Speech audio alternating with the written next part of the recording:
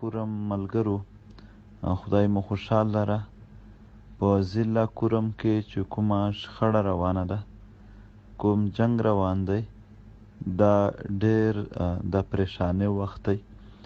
ځکه چې په دې شخړه کې زموږ غریب ولسونه د دواړې خوا دا پکې ذلیل شي، خوار شي،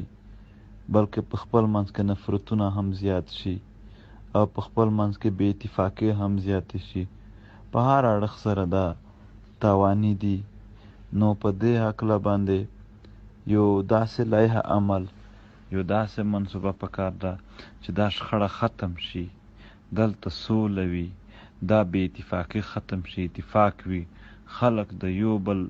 په ښه باندې خوشحالیږي. نو د دغې دپاره سپیشل په د اوس وخت کې یو مضبوط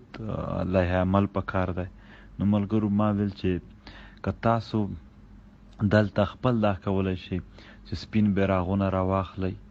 د امن غټ امن پې ولیکئ او د امن دا خواهش دغو خلکو ته ورډئ چې بس دا جنگ بند دی، دا جنگ بند کول پکار دي،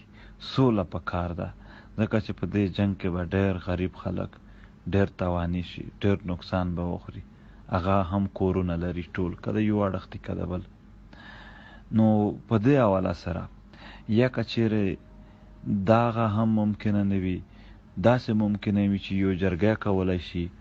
ما ته ووایئ، زه به د ملګرو په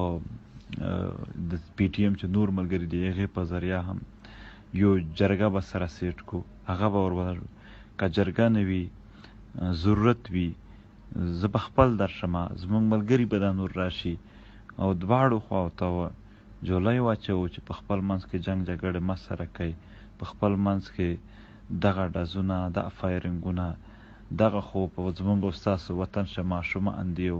بوډاګان دي، څه سوچونه به جوړېږي چې دغه جنګونو کې دوی رالویږي. بس په دې وطن ډېر جنګ تیر شو، دې وطن ډېر جنګونه ولیدل، ډېر دردونه ولیدل، نور خو مزید هیڅ جنګ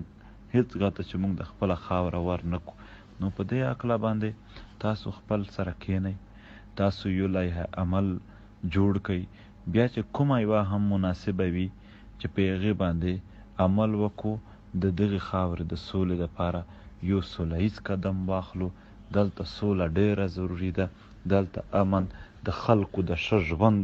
د ضمانت دی، د خلکو د یو ښه ژوند، د دوی د یو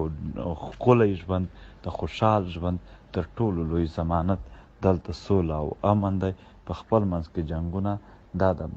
بدبختۍ علامت وي، دغه نه ډېر هغه نفرتونه زیاتېږي، یو شی بل شی. نو په دې حواله سره ډېر